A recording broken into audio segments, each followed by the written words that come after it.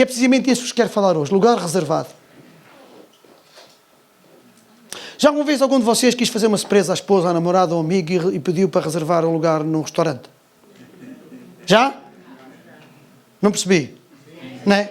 Ligamos porque com medo de não ter lugar, garantir que o nosso lugar está lá e mais, para ser naquela mesma boss, que a gente chega, nós chegamos ao restaurante, eles espera, havia assim, com licença, mesmo a boss, não é? Com licença. Ah, tem mesa reservada. Não é?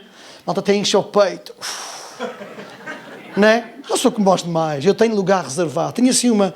Eu fui esperto. Ou então, se conhecemos o dono, ainda é melhor. Aconteceu comigo recentemente.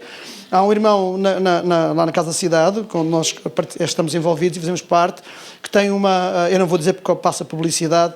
Tem ali no Lumiar uma tasca, que tem tudo menos de tasca, que é de petiscos. E aqui há dias estávamos naquela coisa, como eu e a Ana, os passarinhos andam a sair de casa. Não sei se me faço entender. Temos só um filho em casa, que é o do meio. O ninho está a ficar cada vez mais vazio. Embora este pássaro tenha sido resistente em voar. Também pelo seu peso. Então, quem conhece o Simão, que assim, pronto, é abundante. E entretanto decidimos, olha, vamos ir para sair um sítio.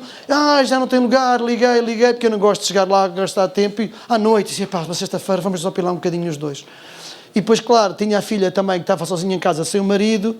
E ela gosta tudo menos de estar sozinha em casa. Disse, como é que é? E eu gosto tanto de estar com ela. Portanto, juntaram-se aqui duas vontades, apanhámos-la, fomos olha, tomamos ali a tasca da Preciosa. Já está feita a publicidade. E chegasse, é chegar cá. Cheguei lá, grande, um estendal de gente à porta. Garanto-vos, devia estar um terço das pessoas que estão aqui à porta. Eu disse, não acredito. Olha, fique aqui, vou arranjar lugar e tal. Elas chegaram e alguém, o irmão, reconheceu-os. Reconheceram-nas. Quando eu cheguei, já cá estamos cá dentro e temos mesinha. Pessoal, foi mesmo tipo assim à voz. Chegaram todos ali, com licença. O que é que deve ser este fulano? Quem é este fulano que vai direto logo à mesa? Tem connects com o boss. Não é? Agarrem esta ideia, porque é sobre isso que eu vos quero falar hoje. Lugar reservado. É o título da nossa pregação. O texto de base que eu ler convosco são apenas 2 versículos, que está em Lucas, no capítulo 15, versículos 1 e 2. Convido-vos a abrir. Vamos lê-lo. E vamos partir daqui.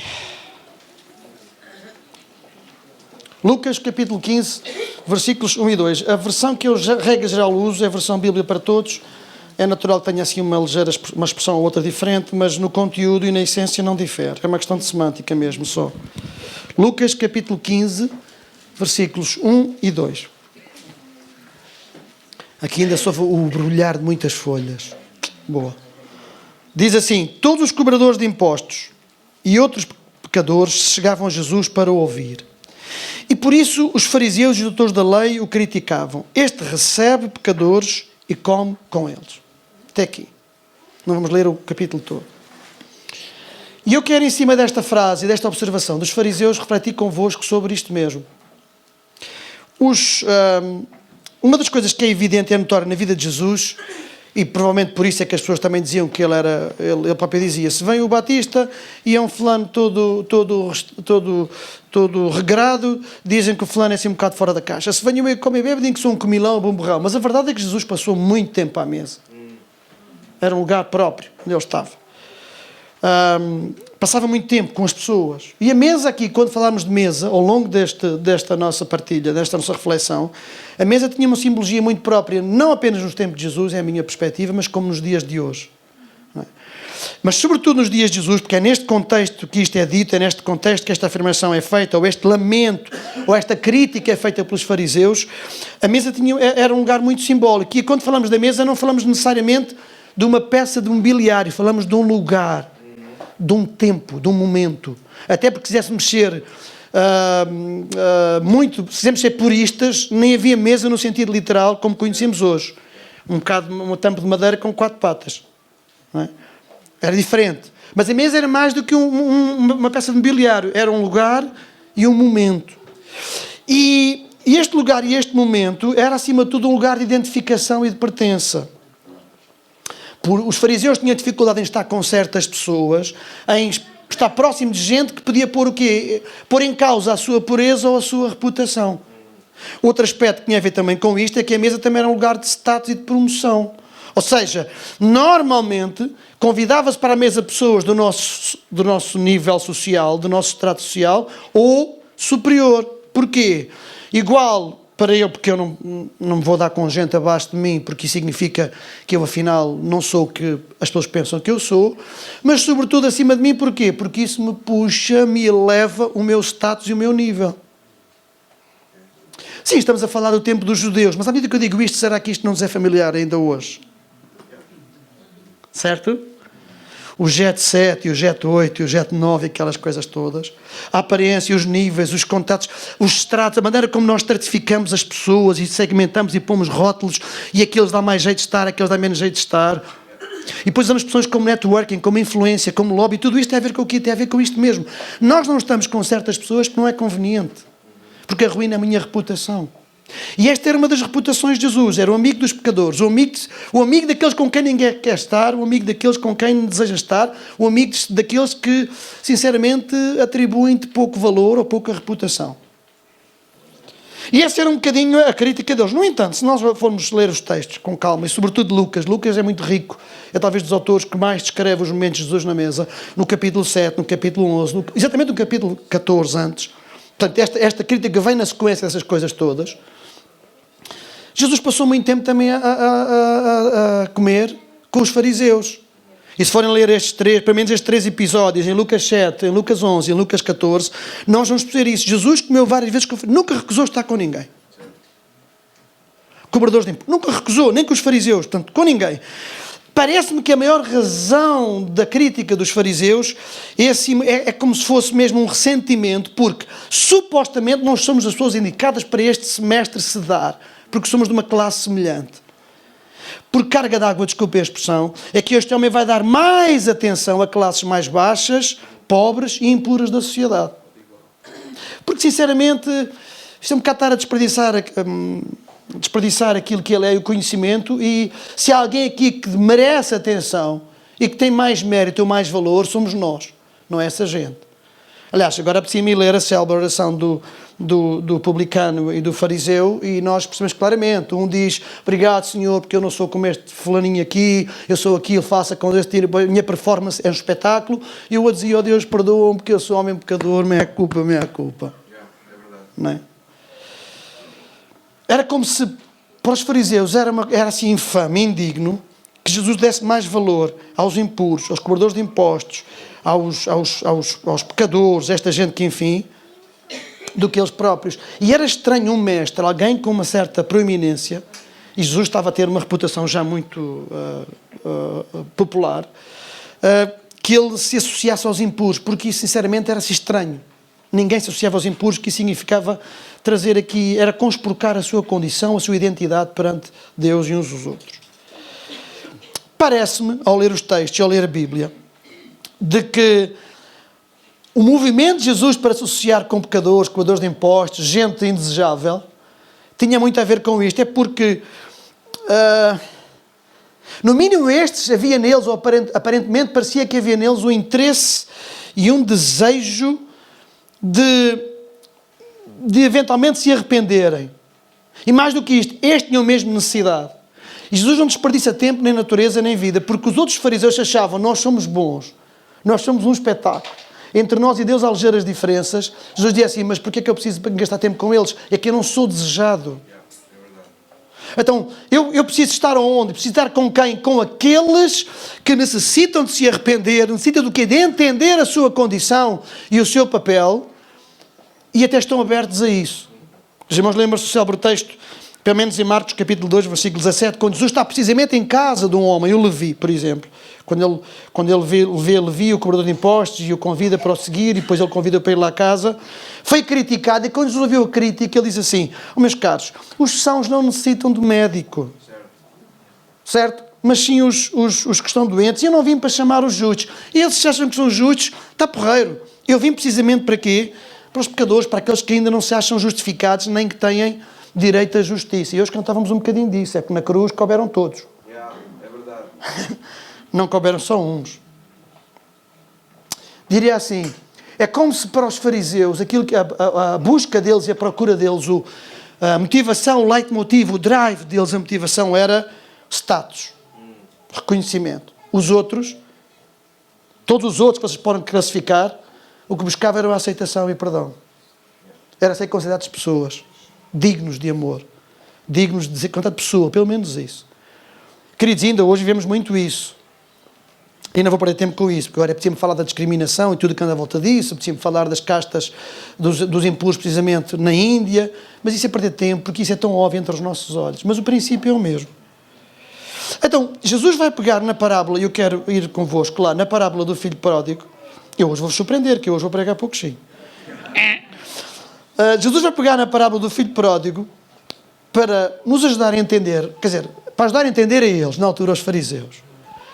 Mas, como nós hoje estamos no século XXI e a palavra está aqui, os mesmos valores, os mesmos princípios são-nos necessários e são-nos úteis. Não é? Sabe porquê? Porque esta parábola é, acima de tudo, muito reveladora da condição humana e da forma e do risco que nós corremos de viver exatamente como os fariseus. E os riscos que nós corremos em caminhar com Cristo. Porque mesmo caminhando com Cristo, nós podemos ter uma série de ideias mal concebidas acerca de Deus e da maneira como Deus nos vê. E eu estou a falar de mim. Eu conheci Jesus nesta região. Talvez aqui alguns irmãos que têm o cabelo às cores. Eu aceitei Jesus e lembro-me de vir miúdo a pé do Charquinho para a igreja, numa cave, antes, que depois mais tarde se tornou o supermercado da Europa. O que é que era aquilo? Estão a ver? Lá embaixo, na cave. Vocês estão a para mim pensar que o irmão é do Jurássico. É mais ou menos.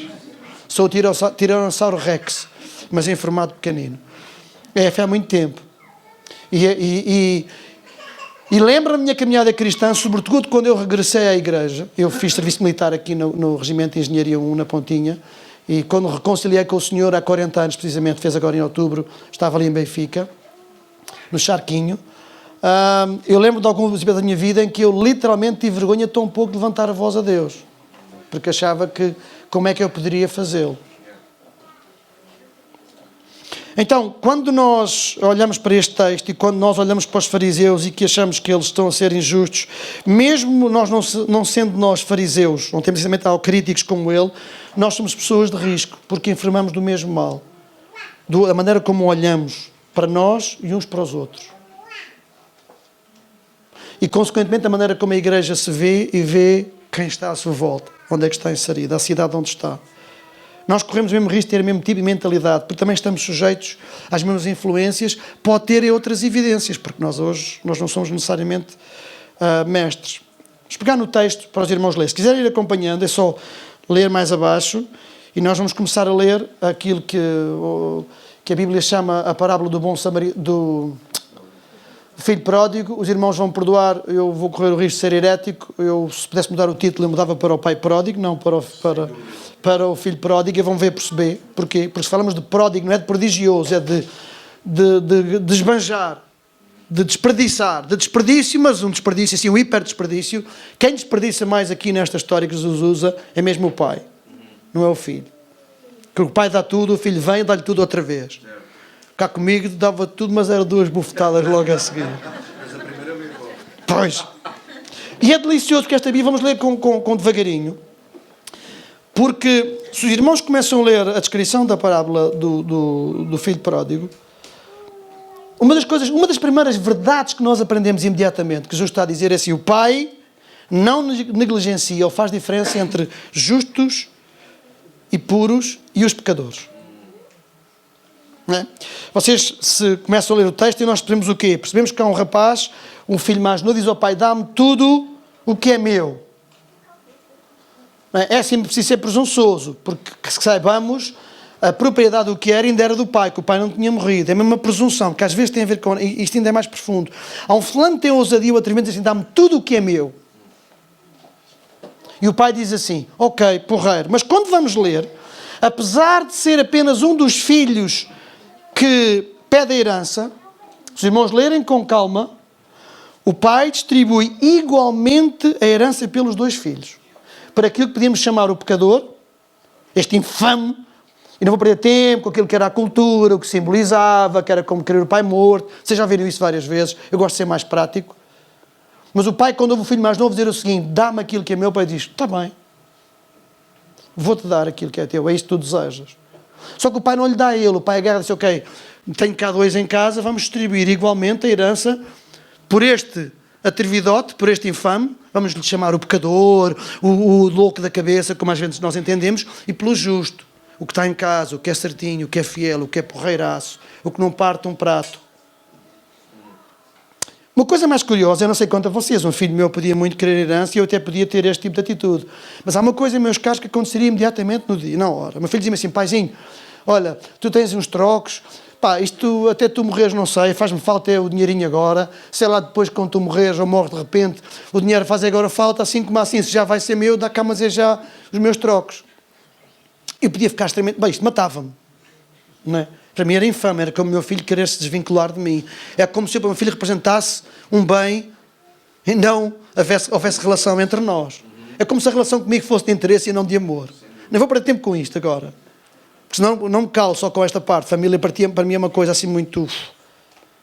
Mas há uma coisa que eu lhe diria imediatamente com todo o amor. Querido, tudo bem, porra, está aqui, vou perceber, eu não quero ninguém sentado à minha mesa contra a vontade. Mas também é o seguinte... Da mesma maneira que levas o cheque, ou os trocos, também levas as tuas malinhas hoje. Já. Os irmãos têm uma cara que diz, você é mesmo mau. Certo? Então imagina-se um filho vosso pedir-vos a herança agora, já em vida. A coisa mais nota assim, então amigo, tens que ir à tua vidinha e podes arrancar já hoje. É que cá em casa não damos mais uma hora. Nós começamos a ler o texto, e esta é uma coisa que me caiu a ficha aqui atrasado, quando eu estava a meditar muito sobre isto. A Bíblia diz assim, diz que o filho mais velho ficou ainda uns dias em casa até sair. Certo? Estranho, não é? Um pede-me, eu distribuo aos 2, ao que pediu ou ao que não pediu. E para além de pedir, o mais novo, está bem, podes cá ficar, está tranquilo, tens os guidos todos e podes continuar a consumir o que ainda é meu. A verdade é que diz a Bíblia que passado algum tempo, passado alguns dias, ele saiu. E quando eu começo eu aí gosto de me questionar, porque eu gosto de pôr um papel, calçar os sapatos das personagens bíblicas, porque não eram diferentes de nós. É a melhor maneira de eu entender e deixar que esta Bíblia me leia. Eu percebi qual seria o meu papel lá. E eu começo a refletir, porquê que este fulaninho sai de casa? Olha, irmãos, pensem comigo. Tenho a herança do velhote. O velhote deixa-me ficar em casa. Como e bebo, é tudo à conta. Mas porquê que eu vou sair daqui? Aqui é que está bem, não há nada que falte. É uma relação meio estranha, apesar de tudo. Só que sabe o que é? Nós somos estes seres, quando achamos que aquilo que dá sentido à nossa vida e propósito à nossa vida tem a ver com possessões, com conhecimento, com status ou o que for, isto é uma questão de tempo, nós somos insaciáveis, somos incineradoras.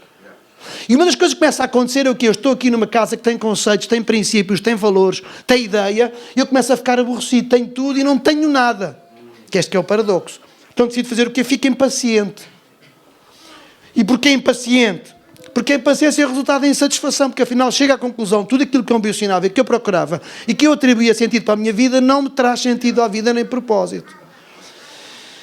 Então, quando eu estou insatisfeito, se eu estou impaciente porque estou insatisfeito, porque a insatisfação resulta da minha falta de contentamento.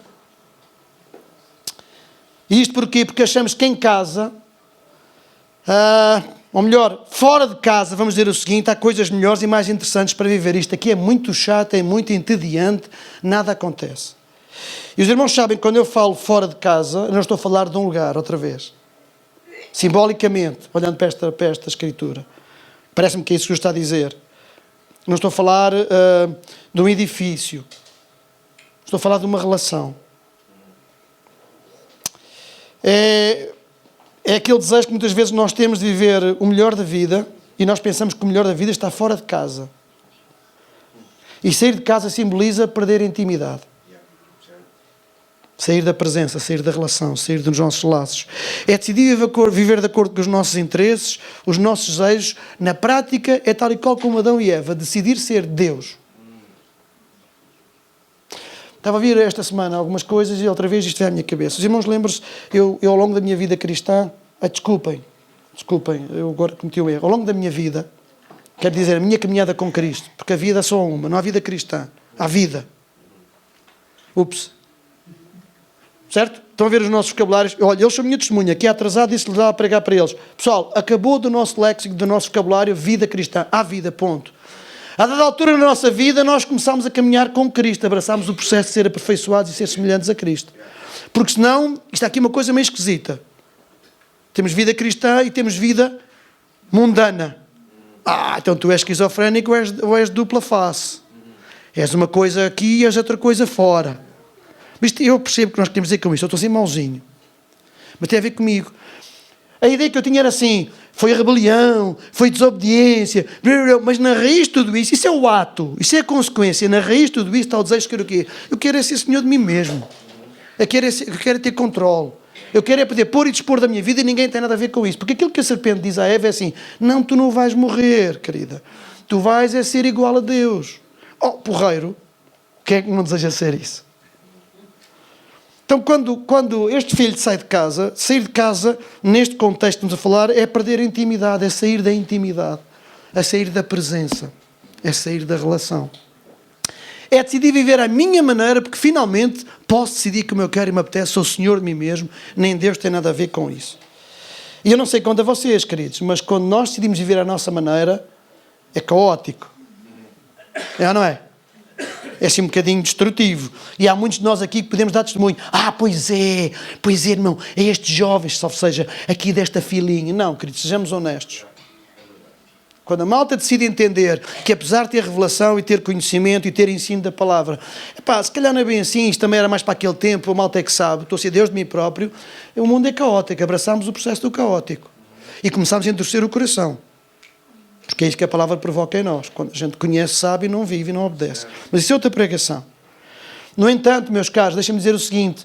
Pegando, e é simbólico, estamos a ler à luz desta parábola, Deus nunca deixa de ser íntimo nosso e de esperar por nós. Sabe porquê? Eu posso dizer assim, eu gosto desta expressão, eu até posso sair da casa, mas eu jamais sairei do coração do Pai. Nós podemos sair de casa, percebem? Romper, por várias razões, por distração, por loucura, por acharmos que, por medo, mas do coração do Pai, nós nunca saímos. Nunca. E esta é que às vezes a mentalidade dos fariseus também, é que uma vez saindo da casa, eu deixo de ser do Pai. Uma vez agindo, fazendo coisas que, sinceramente, não são nada agradáveis nem adequadas, o Pai acabou. Achamos que, por exemplo, que quando saímos de casa deixamos de ser filhos. Achamos que Deus ama-nos se mais formos justos e menos se formos pecadores. Achamos que somos mais importantes para Deus se formos justos do que se formos pecadores. Porque essa é a nossa medida, a nossa bitola. E ao pensarmos desta maneira, é como se fôssemos uma coisa assim, é como se o pecado tivesse mais valor para Deus do que a própria pessoa. Sim, o pecado separa-nos do santo. É verdade. Sim, o pecado torna-nos injustificados diante de Deus, embora esse problema foi resolvido através de Jesus Cristo. Mas nós continuamos a ser ainda a verdadeira razão e o verdadeiro motivo pelo qual Deus decidiu enviar Jesus. Não foi um ato, nem foi um plano B, meus queridos. Coisa que correu a primeira vez mal, Deus disse, tem que arranjar aqui um plano alternativo, vai de plano B. Não é plano B nada. Jesus veio apenas restaurar o plano original e que nós vivêssemos na condição original que Deus tinha pensado, filhos, que é isso que sempre fomos. A tragédia é sendo filhos, que é isso que é inferno, não é preciso quando morrer. A tragédia é sendo filho, viver como escravo. Porque procuramos de tudo e mais alguma coisa fora de casa, porque temos a sensação que nós é que precisamos controlar os tempos, os ritmos, os acontecimentos, como se fôssemos capazes de o controlar. Como se nós conseguíssemos acrescentar 1 centímetro à altura, ou atrasar ou adiantar 1 segundo ao nosso relógio, que ele está sempre tic-tac, igual para todos. Então essa ilusão de ser Deus, de ser Senhor, de abraçar as coisas, lá vamos nós. E depois, como achamos que a coisa fica caótica, pensamos que, se eu sair de casa já não sou filho, agora a minha alcunha é o... Paciência, para não dizer aguente-se. Sabe, quando nós decidimos sair de casa, só uma breve nota, um parênteses, antes de continuarmos, os processos de reconciliação ou os processos de regressar a casa é um bocadinho tal como os processos de luta, há etapas, não é? E nós, quando olhamos para este texto, sobretudo a partir do versículo 17, nós percebemos, há 3 passos, pelo menos, só assim rapidamente, que este rapaz abraça para se reconciliar. De repente ele caiu. Há uma coisa, sabe o que é? É de repente voltar à sua condição. É perder as peneiras de quê? Afinal, não sou Deus. Sabe qual é a expressão que a Bíblia usa? Caiu em si. Voltou de novo a si. Sai lá da tua ilusão, da tua presunção, dessas tuas insatisfações e manias que fora da casa é que há, fora da casa é que há. Os irmãos que não conseguirem fazer este exercício muito bem, assim mais filosófico que eu estou a falar, pensem no vosso papel enquanto pais e mães ou enquanto filhos. Eles sabem, vou dizer à frente outra vez, a melhor maneira que às vezes tenho para te explicar algumas coisas é fazer apelo ao nosso exercício enquanto pais, verdade ou mentira? Ou enquanto filhos, porque aí nós entendemos melhor as coisas, certo? Porque a minha pergunta é assim, um filho nosso pode sair de casa, epá, vou dizer uma coisa, os irmãos perdoem-me, tenho que sair, mas eu não quero magoar ninguém, coração nas mãos, e as irmãs e os irmãos, por favor, em nome do Senhor Jesus, não se sintam ofendidos, não é mesmo, é só para nos enfatizar isso, porque eu perdi uma irmã também, vai fazer 8 anos. E sei que a minha mãe ainda se arruma hoje. Um filho pode até morrer. Fisicamente, deixou de existir, não foi sair de casa, morreu. Ele deixou de sair do nosso coração? Nunca. Porque é parte de nós. Não é? Então, este rapazito, a dada altura, percebe o seguinte: eu estou a viver as coisas mais estúpidas e mais infames, uma condição que não existe, que eu próprio desejo comer aquilo que os animais que eu mais abomino comem, nem tenho direito a isso. Que ilusão a minha. E que ainda em si pensou, epá, estas coisas, afinal, tanto eu para aqui armado em esperto, deu no que deu. E se nós não reconhecemos a nossa condição, se não nos reconhecemos que somos filhos de Deus e não Deus, dificilmente nós voltamos a casa. Dificilmente nos sentamos no nosso lugar. Outro aspecto, só porque eu quero saltar mais para a frente, é... Há pessoas que se contentam com isso. Eu reconheço, é verdade. Grande malandro, que grande estúpido, grande não sei quanto. Eu sei que não sou estúpido no púlpito, mas eu hoje estou sem filtros. Isto é bom, mas não chega, queridos, porque tu vais apodrecer e morrer no lugar da tua miséria, da tua ilusão, porque cair em si é o primeiro passo. Como se fosse um processo de luto. O segundo foi assim, arrependeu-se, eu vou ter que fazer qualquer coisa. Vou mas é voltar para a casa do pai. Mas eu ando aqui feito tolo à procura da vida, na ilusão que eu controlo ou domino, com as pancas de me querer sujeitar aos valores da casa, aos princípios da casa, do reino. Não, vou para lá porque lá é que é o meu lugar. Lá é que está o meu lugar. Isto também é bom, mas ficarmos por aqui, vais apodrecer à espera que caia a bolota da árvore ao pé do porco. Porque tens que fazer o quê? Agir. Reconhecer, arrepender e viver. Certo? O que é que ele disse? Não, vou mas é para a casa do pai. Diz em versículo 20, levantou-se e voltou-se e foi para o pai. Agora, há aqui um pormenor interessante que a Bíblia não descreve. São as minhas manias. As minhas fantasias. Ainda que está cá mais ou menos escrito. Cá para mim ele quando pensou, assim, mas agora isto é complicado. Então, somos humanos. Eu vou voltar à casa do pai, eu vou levar uma orelhada. Acho pior. Porque Jesus estava a querer ensinar uma lição. Isto é simbólico para nós. Com que lata, com que cara que eu posso chegar a casa e dizer assim, pai, desculpa lá a cena. Pai, pronto, precipitei-me. Paizinho, desculpa lá, perdoa-me, desculpa-me. Ele disse, peraí, desculpa, mas e onde é que está o... estás a ver, e a coisa aconteceu, e depois e tal. Não, ele tinha consciência que era impossível ir lá. Então ele disse assim, espera aí, começou a arquitetar o seu discurso, que é o que nós fazemos quando nos queremos reconciliar com alguém e percebemos que não vai haver chance de reconciliação. Eu tenho que ser tão convincente, tenho que arranjar aqui uns argumentos de maneira a que toque lá o coração e a coisa resolva. Faz lembrar quando eu me reconciliei com Jesus. Só assim um parênteses devagarinho, um instantinho, rápido. Foi aqui. Eu andava desviado há algum tempo, a minha mãe sempre a dizer, filho, não esqueças do Senhor, tranquilo. A minha irmã nasceu 25 de outubro, 24. Eu vou a um concerto nessa noite, na noite a seguir, no Coliseu. Pronto, e as coisas não correram muito bem. Vamos só pôr assim. E a minha mãe estava na maternidade. Eu e a minha mãe temos uma relação visceral, é mesmo, porque eu fiquei órfão de pai aos 13 anos e é uma coisa assim muito forte. Comecei a trabalhar com 14 para sustentar a família. Eu digo assim, muito mal. Agora, eu tinha o peito todo rebentado, porque houve lá umas confusões. E eu digo assim, agora vou ter com a minha mãe, tadita, ela no hospital. E ela passou muito mal a gravidez. Muito. Já foi mãe com 36 anos, pelo último filho. E eu, e agora? Uma semana antes, eu tinha estado em casa da minha tia, a irmã Liberdade, irmão Joaquim Mendes, a família Mendes, que são os meus familiares diretos, a irmã do meu pai. E eu tinha lá estado com o meu padrasto, que ele é reparador de histórias. Ele disse, não, bora ao culto. Eu disse, já fui filado. Ei, bem, tal e coisa, e estás a ver aquelas coisas. Não, mas desculpa, então pronto. Sábado que vem vais à reunião de jovens. Ai, limpinho, estou cá sábado que vem à reunião de jovens, estou a ver mesmo. Aldrabão. Safei-me, já me safei. Vem segunda, vem terça, a minha irmã nasce sexta-feira, ou nasce quinta para sexta. A minha mãe faz anos no dia 25, portanto logo no dia a seguir, e eu vou ver a minha mãe no sábado, dia 26, com o coração nas mãos. Entretanto foi uma grande confusão, que não avisei nem em casa, nem meu pai, e o meu padrasto, aliás, tinha combinado de estar em casa da minha tia, precisamente nesse sábado 26, para preparar lá umas coisas. E lá vou eu.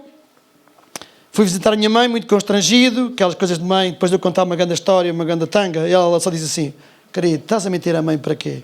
Pronto. Lá lhe contei a verdade, ela estava tranquila, lá venho eu. Chego a casa da minha tia para ir almoçar, e pronto, venho dizer para o velhote, vindos, pronto, estão a ver? Desculpa lá, a cena e coisa, pá, não liguei ontem para casa, não havia telemóveis, ficaste preocupado, aquela coisa, tá? Coisa acalmou, disse, eu hoje tenho que estar aqui tranquilo. Almoçamos, eu assim, pronto, agora relaxar, até que eu não tinha corrido muito mal, a ver se descansa um bocadinho, disse assim a minha prima, a Rita.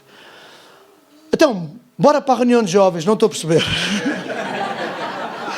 Ai, que eu esqueci-me desta, fui filado.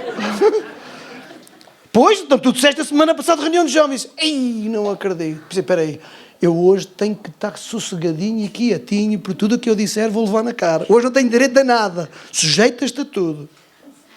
Pronto, foi a reunião de jovens, estavam 3 personagens, pelo menos 2 eu lembro-me delas, na reunião de jovens.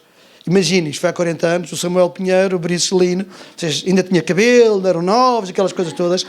E um outro que eu não me recordo, epá, eles eram da pontinha, aliás, por sinal, a fazer um debate e não sei quanto, e pau, Deus agarrou-me. Não foi um culto, não foi uma voz que eu ouvi do céu, não foi um anjo que me tocou, foi de repente aquele contexto, Deus captou, de acordo com o meu momento, a minha realidade e a minha sensibilidade para as coisas, disse, anda cá que tu continuas a ser filho.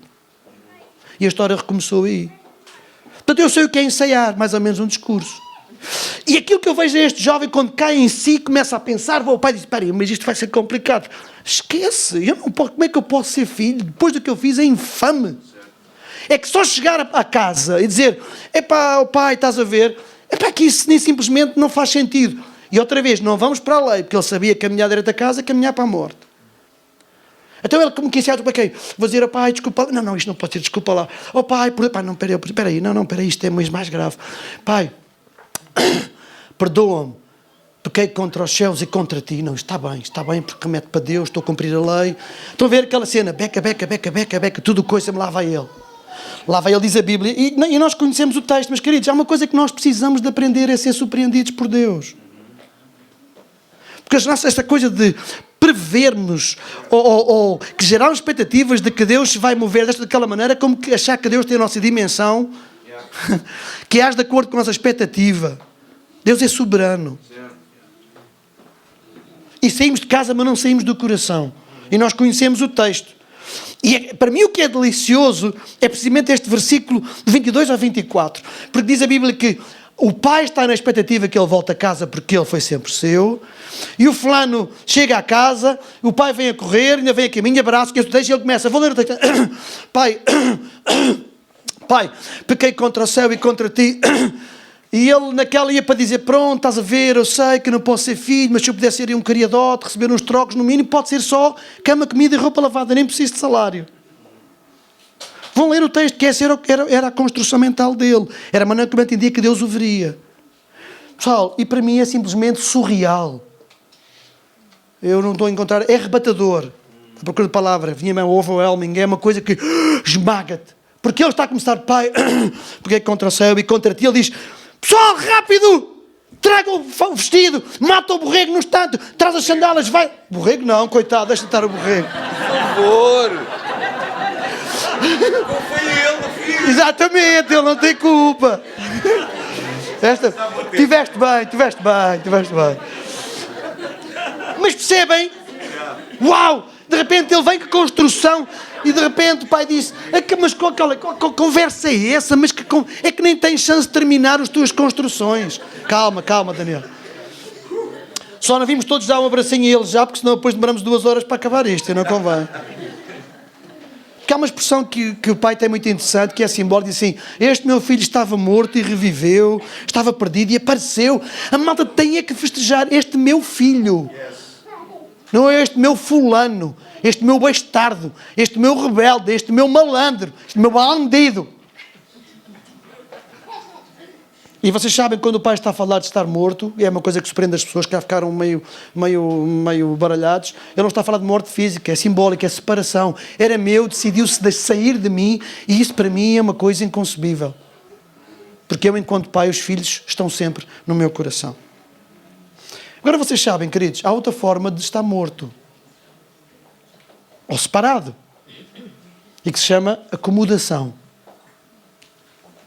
Porque é muito fácil olharmos para isto e percebermos assim: pois, nós precisamos da intenção disso, o fulano que se esbardalhou todo e agora vem, e Deus é um Deus gracioso e amoroso e recebe todo, há sempre um lugar. Sim, mas nós temos que olhar para dentro de casa, porque há outras formas de estar morto. Está separado, é acomodação. E aí nós temos que olhar para onde? Para o diálogo entre o pai e o filho mais velho. Entre o pai pródigo e o filho mais velho. Porque é isso que perturba este filho mais velho. Que é o quê? Como é que este pai foi tão pródigo, tão esbajador? E quando nós vemos o diálogo, nós identificamos aqui a mentalidade de fariseu, traduzida numa expressão mais moderna para os dias de hoje, que é a síndrome do filho mais velho. Síndrome é um conjunto de sintomas que revela o nosso estado. Não é? Isto é, o que é o síndrome do filho mais velho? É a ilusão de estar perto, mas, no entanto, está tão perdido quanto o mais novo. E o perdido aqui, queridos, por favor, este nosso vocabulário cristão, religioso, o que for, é perdido, é coitado, anda para aí, é longe, é fora do lugar, tu tens o teu lugar reservado, andas a viver noutra condição que não é a tua. Tu és filho, mas decides viver por vários devaneios como escravo, como servente, como numa condição que não é tua, desprovido daquilo que a mesa do Pai te providencia. E se nós começamos a ler do versículo 29, 30 e 31, vou-vos falar só de 4 aspectos, assim, grosso modo. Este síndrome tem estes sintomas, entre outros. É alguém que de facto tem poucas transgressões. É aquele tipo de pessoas: sou direitinho, certinho, direitinho, não estrago nada, sou uma pessoa com tudo, tal e tal, mas está longe da mesa. Está em casa, mas não está na mesa. A sua identidade enquanto filho não assenta na sua filiação, assenta na sua performance, naquilo que ele faz. E procura a aprovação do pai pela sua produtividade, vamos dizer assim, por aquilo que faz, por aquilo que produz. Dói-me dizer-vos o que vou dizer: vive em casa do pai com a mentalidade de escravo e não com um vínculo racional e afetivo enquanto filho. Queridos, eu sou pai e a minha mulher está aqui, a minha testemunha, a coisa que mais me rói, eu não imagino ter uma relação com os meus filhos por interesse, alguns filhos terem uma relação comigo de medo. Isto para mim não é ser pai. É ser outra coisa qualquer. Porque pai tu és meu, pertences-me. Posso ser... Vocês irmãos devem imaginar, ao fim de 31 anos no Desafio Jovem, eu já conheci muitos pais e muitos filhos com histórias muito dolorosas. Ainda esta semana dizia alguém, não sei a quem, acho que nem sei se está aqui, uma coisa interessante. Dizia a eles, que os pais muitas vezes têm decisões de dizer o seguinte: longe, não te quero de mim. Sabe porquê? Não é porque não amem. É porque dói muito ver sofrer, viver uma vida de escravidão, mesmo de uma coisa desumana, com a impotência de fazer alguma coisa. Então prefiro que estejas longe. Ao menos eu tenho uma dor. É a dor de saber que não estás à minha mesa. É aquela única parte em que às vezes olhos que não veem, coração que não sente, que é boa. Porque nunca é bom os olhos deixarem de ver e o coração deixar de sentir. Outro sintoma é de facto... o filho mais velho é de facto se há um servo, se há alguém que é zeloso e que é exímio no seu serviço, é o filho mais velho. Ele próprio diz: trabalho como um escravo, nunca te desobedeci. E nunca era mesmo nunca. Ele diz: nunca me deste. Sabe porquê? Porque a motivação dele é errada, não era servir. Era alcançar. Ele não servia por dever, por responsabilidade, servia por medo. Não servia porque aquilo era dele, era construir o seu reino, era por culpa. E sabe, quando é assim, não há alegria, não há amor, não há relação, não há satisfação. Isso é a coisa que o pai quer. Eu penso em mim e até nos meus filhos, é a coisa que nós temos mais satisfação, é ver os nossos filhos gerar vida naqueles que passam por eles. Porque essa é a ideia do pai para cada um de nós. todos sem exceção, mesmo com os cabelos coloridos, de acordo com a sua experiência, a sua idade e a sua condição. Ontem falávamos isso, tínhamos 2 dos nossos filhos connosco, porque o Simão está a montar um estúdio, foi tipo um projeto de família, fomos lá para orientar algumas coisas, e estávamos a falar de pessoas que eles têm ajudado e que eles estão a fazer, e aquilo para mim, ouvi-los dar testemunho, foi tipo, se venha mulher, amor, este é que é o nosso legado, este é que é o nosso propósito de vida. Doar ao mundo família. Não é? Gerar nos outros a bondade e o que há de Deus em nós, a medida que há em nós. Não é? Outro aspecto que é indicador deste síndrome do filho mais velho é muito fácil julgar os outros e muito difícil reconhecermos na mesma condição de pecadores. Ele tem uma expressão muito interessante. Este teu filho esbanjou tudo com as prostitutas. Isso merece é pau. É curioso, nós com a justiça somos muito curiosos. E eu tenho mesmo que fazer aqui outro parênteses. Esta pregação, o título devia ser Os Parênteses. Se nós somos vítima de um crime, de um abuso, de uma violência, não é? Um filho nosso que foi espancado quase até à morte e foi quase aquilo roçava já uma tentativa de homicídio, nem que fosse involuntária, quando o juiz dá uma condenação, imaginemos que até lhe dá os 25 anos, que é a pena máxima de acordo com a nossa moldura penal, nós dizemos o quê? Foi feita justiça, mas ainda foi pouco. Verdade ou mentira? Vá lá, nós somos carentes, o crente não diz isso. Porque é ultrajante, nós fomos vítimas. Isto é infame, porque remete a muitas coisas, vamos perder tempo agora com isso. Ponto. Desligamos o vídeo, vamos recomeçar o vídeo, mudamos papéis. O seu filho, não interessa agora a razão, porque isto é o que eu ouço. E vocês ouvem, o seu filho, por alguma razão, deixou alguém quase à beira da morte. E nós dizemos o quê? Não percebo o que aconteceu. É tão bom rapazinho, não sei se teve aqui alguma coisa. O que é que nós pedimos ao juiz? Certo? Clemência. Ai, misericórdia. Mal. Então o que é que ficamos em termos de justiça? Mas o síndrome do filho mais velho é assim, este fulano gastou tudo, foi um ganda malandro. Eu não sou como ele, eu sou melhor que ele, sou mais rigoroso no cumprimento das regras morais. É um devasso. No entanto, é incapaz de assumir o seu pecado, ainda que virtual. Ele não faz, mas a maneira como vive em casa do pai não é como filho, é como escravo. É incrível, queridos, quando nós não nos concebemos, olha o que eu vou dizer, isto agora tem a ver com a nossa perspectiva para o mundo e uns para com os outros. Quando nós não nos conseguimos conceber tão pecador quanto as pessoas estão ao nosso redor, mesmo aqueles que ainda não conhecem Jesus, que chamamos o mundo, os pecadores, é difícil chamar-lhes irmãos. E este homem disse assim, esse teu filho, ele disse o meu irmão, disse, esse teu filho gastou tudo o que tinha. Eu vou partilhar convosco uma frase que eu ouvi de um pastor que recentemente esteve connosco, que ministrou no nosso retiro de casais, que eu nunca mais esqueci há um ano e pouco. Foi um desafio que eu tenho registado numa notinha. Diz ele assim, será que somos capazes de chamar irmãos a quem Deus chama filho? Pois outra vez devagarinho, para vocês terem tempo de escrever, e depois isto não dá para engolir agora aqui de repente. A mim deu-me um soco no estômago. Eu até sirvo há tantos anos. Será que eu sou capaz de chamar irmão a quem Deus chama filho? Oh, irmão Francisco, mas esse fulano... Oh, queridos, sim, eu não estou a dizer que ele se porta bem e que está a viver a condição de filho, anda a viver perdido na condição de escravo e todo perdido da cabeça. Mas se eu não o consigo ver como filho, dificilmente também estou disposto a fazer alguma coisa com a vida dele. Ou a doar a minha vida a ele. E por fim, isto haveria muito mais... Um dos sinais deste síndrome do filho mais velho é que nós somos capazes de viver em casa, mas não nos sentimos nem nos entendemos como amados. É curioso, o pai nunca deixou de chamar meu filho, meu filho, meu filho. Ai, caramba.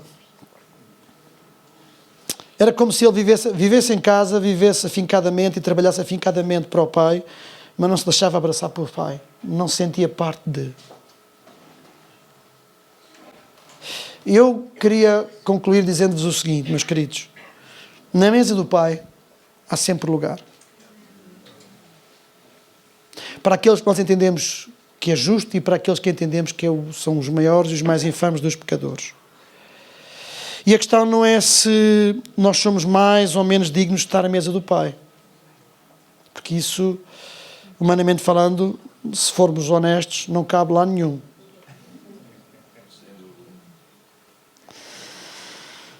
A questão não é se o Pai ama mais os justos ou se ama mais os pecadores, mas a questão é sim se nós reconhecemos a nossa necessidade, a nossa, de estar em casa à mesa do Pai. E eu lembro-vos outra vez que a mesa não é uma peça de mobiliário, é um momento, é um lugar, e a casa não é um edifício, é a presença, é a relação, é a intimidade. No coração do Pai nós nunca perdemos o nosso lugar, o nosso tempo. No coração do Pai, nunca, jamais. Francisco, mas eu conheço gente que anda longe dele, também anda longe há algum tempo. Mas no coração do Pai, o meu lugar nunca foi ocupado. Entendo melhor quando penso nisto, a afirmação de Jesus diz assim, não foram vocês que me escolheram a mim, foi eu que vos escolhi a vocês. Pessoal, deixem-se essa ilusão. Porque o sentido de mérito próprio é presunção, roça o orgulho. E é isso que às vezes nos impede de nós entendermos Deus e ser alvo do amor de Deus. Porque nós próprios, eu já vivi desse mal, um tempo que andei desviado, quando regressei à igreja, eu tenho que confessar, os primeiros 2 anos não foram logo assim maravilhas, que eu tive que fazer um processo de descompressão, mas sem deixar de aparecer na igreja. Sem a vergonha de estar na casa. Ainda que às vezes, humanamente falando e pelos cânones nossos, eu não tinha direito a vir a casa. Só que eu entendi-me, já chegou de andar longe de casa. E o que os desconcerta e baralha, como é que, depois do que fazemos, nós chegamos para, se o Pai nos deixar ser um criadito, que alívio. E o Pai diz, não, essa não é, não foi e jamais será a tua condição no meu coração. Tu estarás sempre filho, o teu lugar jamais será ocupado, seja por quem for. Volto a dizer-vos que a questão não é se há lugar para nós à mesa. Não é mesmo. A questão é se nós queremos ocupar o nosso lugar à mesa. Se nós entendemos, eu não posso viver noutra condição que não a de filho. Se nós olhamos para nós próprios e entendemos, mas eu conheço Jesus, eu até o aceitei, mas se eu examino o meu coração e digo assim, mas de que forma é que eu estou a viver? O que é que eu estou a usufruir? Qual é a minha relação com Ele? Com o Pai? É de facto de vínculo, de amor, de proximidade, de intimidade. É que sabe, intimidade não é sinal de proximidade. Ou melhor, proximidade não é sinal de intimidade. E a intimidade não tem a ver com geografia. Ou a proximidade. Né? Está relacionado. Porque geograficamente estamos aqui todos próximos. Eu lamento dizer, não quero magoar ninguém. Mas não é é natural, porque eu não faço fisicamente e diariamente parte desta comunidade. Faço, digamos, espiritualmente parte desta comunidade como o corpo de Cristo. Mas deixemos de ilusões. Nem toda a gente que faz parte deste corpo, que está aqui regularmente envolvido, tem o mesmo grau de intimidade. Porque a proximidade, mesmo geográfica, não significa que sou um com. Que às vezes é ilusão. E o meu desafio, a minha reflexão hoje, o meu trazer à nossa consciência é percebermos onde é que eu ando. Onde é que eu estou. Se eu de facto às vezes tenho vergonha quando eu sinto-me um filho que é impossível estar próximo da casa do Pai porque eu não sou digno, quando muito posso estar ali na copa, comer com o resto dos criados, porque estar à mesa com o Pai, não, isso não é para mim. Sim, até percebo, venha mesmo à casa, porque é melhor estar na casa do que estar onde for, mas eu não me sinto na condição de filho. Como pode haver alguns de nós que, ilusoriamente, estando na casa, de repente temos que começar a perceber que a maneira como nos vemos e uns aos outros, e aqueles que não vêm a esta casa, de entendermos que provavelmente eu estou em casa, mas eu vivo com mentalidade de escravo, não vivo como filho. Vivo uma questão de dever. Relaciono-me com o Pai por uma questão de dever. Procuro a aprovação dele e a minha identidade enquanto filho na sua aprovação, e se eu não lhe desagrado e não faço nada de errado. Não estou a fazer agora a ordem nem o culto, bora desbondar e aparvalhar da cabeça, bora saltar a franga, porque Deus ama-nos sempre. Queridos, a Bíblia é clara também. E o bom do Pedro teve essa revelação quando chegou à casa de Cornélio e disse, agora eu percebi. Acho que foi naquele momento que Pedro percebeu melhor esta parábola. Agora eu percebi. Deus não faz distinção de pessoas, efetivamente. Eu tinha cá os meus preconceitos. Bom, este, quando muito, é um gentio, pode ser uma criatura de Deus, nunca filho. Criação, que é a expressão que também usamos hoje. Não. Mas que é Deus, em todo o tempo, em todo o lugar, lhe é agradável, derrama ao Pai, quando há aqueles que se revêem nele enquanto Pai e que abraçam o processo de ser filhos e que fazem o que é agradável e que procuram obedecer-lhe. Está próximo. Certo? A nossa condição de filhos quase sempre está associada à nossa performance. E eu não estou com isto a dizer agora que vale tudo, porque eu com os meus filhos também não vale tudo. Não vale mesmo. Tenho um dos meus filhos que eu já disse claramente, uma altura, no carro a conversarmos, disse: filho, eu sei que eu estou a ser um chato, não posso dizer, digo que aqui estou à vontade, sou um chato do caraças, no púlpito eu sei que não se diz isso, irmãos, perdoem. Foi o que eu lhe disse, estou só apenas, ipsi verbo, traduzir, não sou eu que estou a dizer, é uma citação. E eu sei que se calhar estou-te a esmagar, a deixar mais isso, mas é assim: filho, se tu quiseres eu paro de falar, eu não digo nada à tua vida, eu deixo-te comentar. Disse: não, eu quero que tu fales apesar de ser chato. Disse: pois, é porque assim, deixar de falar a tua vida é como desistir de ti. Desistir de ti é desistir de mim. E Deus não consegue fazer isso. Custa ou não te custa, por mais puritano que nós possamos ser. E eu sei que isto desmancha-nos aqui um bocadinho, e a mim tem-me desarrumado muito nos últimos anos. Porque nós queremos a nossa construção de quem é que é digno de ser chamado de filho e quem não é. À mesa do Pai, o lugar está reservado para todos. Ninguém se senta no meu, garanto-vos. Eu posso aparvalhar agora, ser o mais tolo da vida e nunca mais reconciliar com Deus. E o meu lugar está lá, tem o meu nome, Francisco Chaves. E há de quem chegue lá: calma, amigo, o teu enganaste no lugar, vai lá, procura a tua etiqueta, tu não és aí. Ai, mas este estava livre esse, mas o teu também está livre, não é aí. Estás-te a sentar no lugar errado. Isto agora era outra pregação. É. Então, as perguntas são, que eu gosto de fazer perguntas, porque as perguntas ajudam-nos a fazer diagnóstico como nós estamos. Será que nós queremos voltar para casa? Queremos estar em casa? É que o teu lugar e o meu lugar está reservado. E está reservado quer para o impaciente, o mais novo, nós podemos chamar de tolo, que se esbardalhou todo, quer para o acomodado, o mais velho, que estando em casa diz: não, eu não sou como o outro, eu sou certinho, direitinho, porreiraço, eu cá não estrago nada. Mas a pergunta é: estás sentado à mesa? E estás a viver na condição de filho? Ou tens apenas a condição, tens o título, a identidade de filho, mas vives na identidade de escravo, de servo, numa relação de dever, numa relação de performance, mais do que uma relação natural e autêntica enquanto filho?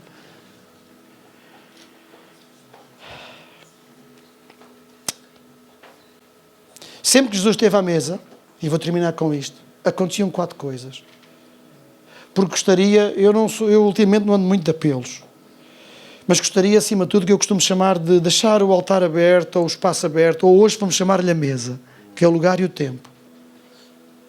Para aqueles que, ao se revêm, ou ao medida que foram ouvindo, se perceberam, enquanto filhos, como é que eles se encontram. E eu não vou dizer isto ou aquilo, enquanto filhos. E há uns que se reconhecem assim, outros que reconhecem-se assado, para ninguém se sentir constrangido. E percebem o quê? Eu tinha a ilusão que estava sentado à mesa, mas acho que ando um bocadito meio desarrumado. Isso não significa que sejas de ser filho, nem que não és crente. Tem a ver com a coragem de cada um. Mas sempre que Jesus se sentou à mesa, vão ler com calma as diversas passagens onde Jesus se senta e para comer, seja com quem for. Havia 4 coisas que aconteciam. O lugar da mesa, o lugar que chamaremos dentro de momentos o lugar da mesa, ou o lugar do altar, em que todos podem vir para diante do Pai e se renderem, era em primeiro lugar o lugar de conexão. O lugar de fazer parte de estar em comunhão. De restaurar comunhão, ligação. Queridos, eu faço ideia que aconteceu. Sabe onde é que eu tenho mais evidência disso? Zaqueu. Zaqueu era um homem que queria muito ver Deus, mas não queria ser visto por Ele. Ui, há tanta gente assim. Zaqueu, um baixote, queria muito ver Deus, diz a Bíblia, mas a minha interpretação é que ele não queria ver, você sabe porquê? Porque ele diz que se foi esconder, para além de ser pequeno, numa árvore, e das árvores tipo as figueiras, daquelas que é tipo mais parra e pouco figo.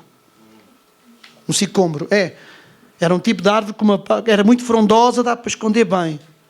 Também porque ele tinha condição, sabe do quê? Como é que eu posso estar próximo deste fulano porque eu sou um malandro? Eu sou mesmo um ladrão, que é a expressão. Eu sorripo o dinheiro ao pessoal, eu abuso dos meus concidadãos, eu saco-lhes os guitos, como dizem os miúdos agora novos, dos impostos, dou aos romanos, mas tiro tanto para mim como para os romanos. É por isso que eu sou bué desejado pelos meus amigos. Lá está ele. E Jesus passa, não há protocolo, não foi nada previsto. Passa para a árvore, estaciona, diz: Zaqueu, desce, eu quero entrar em tua casa. Escute, isto é uma loucura, os irmãos nunca ouvem Jesus dizer o seguinte: és um pecador, tens de te arrepender, tu vives tal e tal. O homem está lá, serve a refeição, está lá montes de pessoal, Eles começam a comer e de repente o homem diz assim: Senhor, se eu fiz alguma coisa de mal, apetece dizer assim: oh meu malandro, se tu fizeste alguma coisa de mal, eu das dúvidas. Eu vou restituir em dobro e isso coisa ainda vou dar 4 vezes mais tarde e tal. Sabe o que é aquilo? Aquilo é, de repente, aquilo se quer um exemplo de amor constrangedor. Esquece-me o que é o constrangimento, que é, sem dizer uma palavra, eu senti-me despido, amado, protegido, exposto, mas coberto. É paradoxal, que é assim que Deus faz. Sem me sentir acusado alguma vez, eu percebi a minha condição, percebi como é que na minha condição, há um fulano que diz: quero entrar em tua casa, porque este era um mestre que toda a gente queria ter próximo. E ele, sem marcar agenda, sem ter chance, quer fazer um pedido de protocolo, foi o que lhe disse: interessa-me jantar contigo, interessa-me estar à mesa contigo. Pessoal, eu não sei como é que vocês veem, mas de repente pensar que o Deus, Criador dos céus e da terra, diz assim: eu quero fazer morada em ti. Pessoal, não há hipótese. Constranger é assim: não sabes o que dizes, o que falas, onde pões as mãos, se choras, se rires, o que for. Sabes o seguinte, não dá para entender. Como dizia, e Ganda Branco, agora foi a minha vez, tua esposa, a Catarina, ainda por cima é o nome da minha filha. As Catarinas são um espetáculo, verdade? Como ela diz assim: como é que a gente pode deixar de ser amado? A gente pode não entender, e aqui não é para entender, aqui é ou recebes ou não recebes. Ou entendes, sou filho. Pá, mas como é que eu sou filho? É impossível um pai amar assim? Fazes, bom amigo, ou quer ser filho ou não quer ser filho? Está-se a queixar do quê? Não é? Constrangedor. É o melhor exemplo. O lugar de pertença, de sentir alguém. Outro, era o lugar da bênção. Sabe porquê? Quase sempre era, estavam juntos, recebia o pão, abençoava. É o lugar do quebrantamento, do repartir, de nos dividirmos, de nos doarmos, porque é isso que acontecia ao pão. Sentados juntos, de pertença no mesmo lugar, oramos sobre o que somos e o que é, repartimos uns com os outros. Lugar da conexão, lugar da bênção, lugar do quebrantamento, lugar da dádiva, da oferta, de recebermos aquilo que nos faz falta, na medida que nos faz falta. E era isso que eu queria fazer convosco, ou fazermos juntos, antes de terminarmos. Para aqueles que, à medida que fomos partilhando e tudo o que foi acontecendo hoje nesta casa, entendem que esse é o meu lugar, é aí que eu quero estar, não quero estar noutro. E pode haver aqui alguns que se acham: eu não sei se sou merecedor de lá estar. Eu não sei o que é que posso explicar mais. Há outros que podem, de repente, entender assim: eu percebo que se calhar eu andava aqui num esforço, ando aqui numa luta, e com sentimentos de culpa, de vergonha e condenação, porque eu não sei se o Pai me ama mais por isto, mais por aquilo, e perceberem: o meu lugar está reservado. O meu lugar no coração do Pai ninguém o tira. E eu não sei, tu sabes o que é que o Espírito de Deus falou contigo. Sei apenas o seguinte: o lugar da mesa é o lugar da conexão, da reconciliação, é o lugar de sabermos a quem pertencemos, estar no lugar certo, é o lugar de ser abençoado, é o lugar de quebrar, é o lugar de repartir, de doar.